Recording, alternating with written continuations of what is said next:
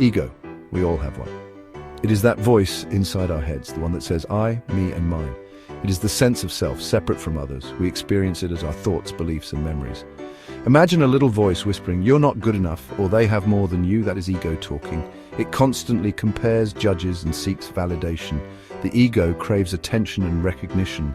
It wants to be right, to be in control, and to feel superior. It can be threatened by criticism and failure. However, the ego is not our enemy. It is a part of us, a tool we can learn to use wisely. From a psychological viewpoint, the ego develops early in life. As children, we learn to distinguish ourselves from our surroundings. We develop a sense of individuality. Think of a baby recognizing their reflection in the mirror for the first time. This recognition is an early stage of ego development. As we grow, our experiences, relationships, and social conditioning shape our ego. It becomes a complex network of thoughts, beliefs, and defense mechanisms.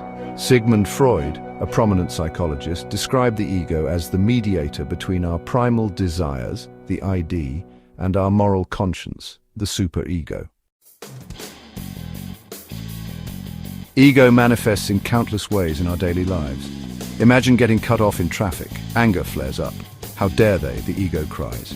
This is the ego's need for control and recognition of its importance being challenged. Or consider social media.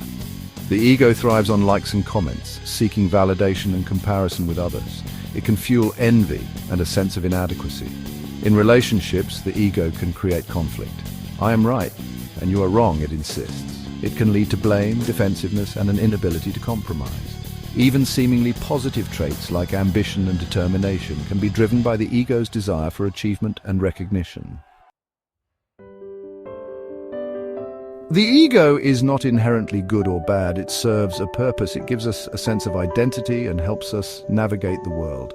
A healthy ego is essential for self-esteem and setting boundaries. For example, the ego's drive for achievement can motivate us to pursue our goals and contribute to society. It can help us stand up for ourselves and protect our well-being. However, an inflated ego can be destructive. It leads to arrogance, pride, and a lack of empathy. It can blind us to our own faults and create conflict with others.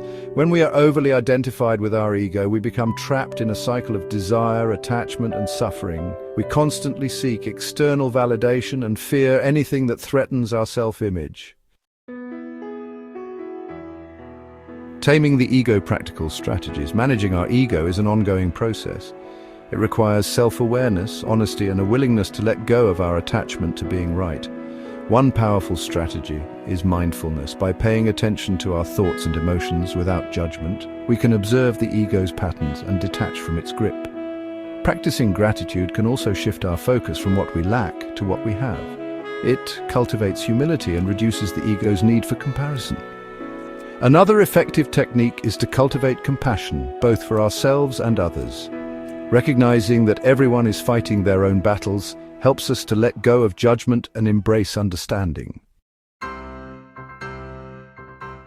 The benefits of ego awareness.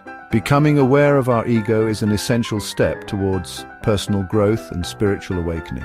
When we can observe the ego's machinations, we are less likely to be controlled by them. Imagine feeling angry or hurt. Instead of reacting impulsively, we pause, observe the emotion, and choose a more skillful response. This is the power of ego awareness. As we detach from our ego, we experience greater inner peace and freedom. We become less reactive to external circumstances and more resilient in the face of challenges. Our relationships improve as well. We become more compassionate, understanding, and forgiving. We are able to connect with others on a deeper, more authentic level. Cultivating humility and compassion. Humility is the antidote to an inflated ego. It is the recognition that we are not superior or inferior to anyone else. We are all interconnected, sharing this human experience. When we approach life with humility, we are open to learning and growing. We are able to admit our mistakes and learn from them. We become better listeners and more compassionate friends, partners, and family members. Compassion is the ability to understand and share the feelings of others.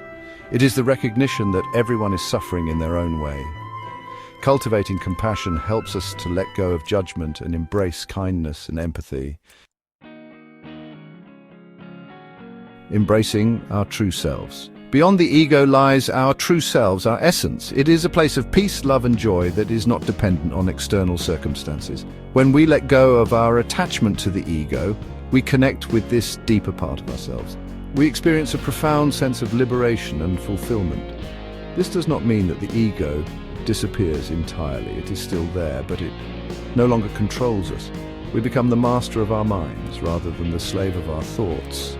Living from this place of authenticity, we are able to fulfill our true potential and contribute to the world in a meaningful way. Conclusion: living beyond the ego. The ego is a powerful force in our lives. It can be both a friend and a foe. By understanding the ego's workings and cultivating self-awareness, we can learn to manage it effectively. Through mindfulness, gratitude, compassion, and other practices, we can tame the ego's negative tendencies and harness its positive potential. As we detach from our identification with the ego, we experience greater inner peace, freedom, and fulfillment. We are able to live more authentically, connect with others on a deeper level, and contribute to the world in a more meaningful way. The journey of ego awareness is a lifelong process, but it is a journey worth taking. By embracing our true selves, we unlock the boundless potential that lies within.